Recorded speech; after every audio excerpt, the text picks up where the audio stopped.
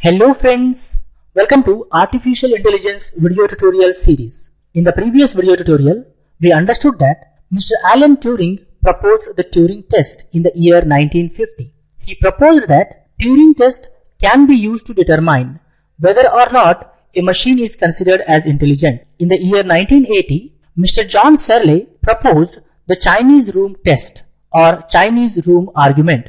He argued that Turing test could not be used to determine whether or not a machine is considered as intelligent.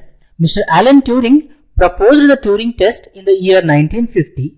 Mr. John Searle proposed the Chinese room test in the year 1980. Mr. Alan Turing proposed the Turing test can be used to determine whether or not a machine is considered as intelligent, whereas Mr. John Searle argued that Turing test cannot be used to determine whether or not a machine is considered as intelligent. We already know the basic configuration of Turing test. We know that there will be a partition. On one side of the partition, there will be a human interrogator, and on the other side, there will be a machine and a human. The human interrogator is going to ask questions via teletype.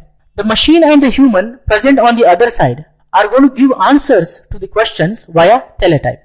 The interrogator should be able to distinguish the answers provided by the machine and the human. If he cannot be able to distinguish, then the machine passes the test and the machine is considered as intelligent. Turing test is all about saying if a machine can be able to answer like human, then the machine is considered as intelligent. But Mr. John Searle said that just because the machine can be able to answer like humans, it should not be considered as intelligent. He noted that a machine could pass the Turing test, or a machine can pass the Turing test simply by manipulating the symbols without any understanding of those symbols. A person or a machine can be considered as intelligent if and only if they do have an understanding of what they are doing. Without the understanding, they cannot be considered as intelligent, or they should not be considered as intelligent. The Chinese room test is all about proving Turing test cannot be used to determine whether or not a machine is considered as intelligent. Let's understand the Chinese room test. Let's understand the basic configuration of Chinese room test. A person who knows English but not Chinese sits in the room. There will be a room, within that a person will be sitting. He knows only English. He doesn't have any idea of Chinese, but still he receives the input in Chinese and produces the output in Chinese. The person inside the room has an access to huge volume of Chinese literature or rules ledger. This rules ledger is going to contain a huge collection of rules, and the rules are going to look something like this. If you find a Chinese symbol like this, then return this Chinese symbol. If you find a Chinese symbol like this followed by this, then return this Chinese symbol, and so on. It is going to contain the rules like this, so many rules. Actually, the rules ledger is a table of input symbols and the respective output symbols. The inside person is going to receive the inputs in Chinese. He refers the ledger for producing the output and returns the output in Chinese. This outside person is going to give an input, a Chinese symbol or sequence of Chinese symbols. The inside person is going to receive that Chinese symbol or the Chinese text. What he is going to do?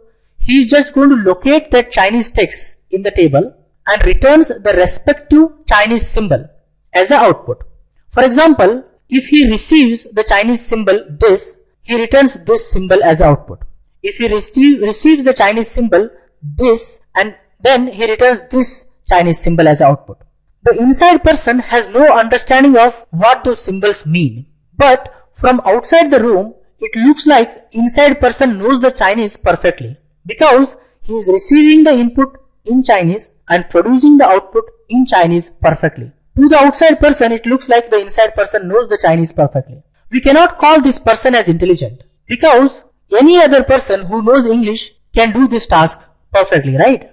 What actually he is doing? He is just locating the given Chinese input in the rules ledger and producing the respective output Chinese symbol. That's it. The same thing may happen in the Turing test also. John Searle observed that a machine available in the configuration may have a huge database of questions and answers. It may have a huge collection of questions and answers. When an interrogator asks a question, what the machine is going to do? The machine is going to locate that question in the database and return the respective answer. If it has multiple answers for a single question, it may return a random answer and it looks like a human is returning the answers. You cannot distinguish the answers, right? The machine in the configuration has no understanding of those questions and answers. As the machine has no understanding of the questions and answers, then how can we consider this as an intelligent? We cannot consider that machine as an intelligent. Even though the machine is passing the Turing test, it has no understanding of the questions and answers, so we cannot consider that machine as intelligent. That's what the John Searle said in the Chinese room test. He noted machine could pass the Turing test simply by manipulating the symbols without any understanding of those symbols. A person or a machine can be considered as intelligent if and only if they do have an understanding of what they are doing. Without the understanding, they should not be considered as intelligent. Therefore, Mr. John Searle concludes the Turing test cannot be used to determine whether or not a machine is considered as intelligent. You cannot use Turing test for considering a machine as intelligent. I hope you guys have clearly understood the Chinese room argument or Chinese room test. In the next video tutorial, we get more information on artificial intelligence. I think for this video tutorial, this much is enough, friends. For more benefits and be up to date, please subscribe to my YouTube channel and don't forget to like, comment and share these videos with others so that everyone will get benefited. Keep learning, keep coding, keep sharing. Thank you guys. Thank you very much. See you in the next tutorial.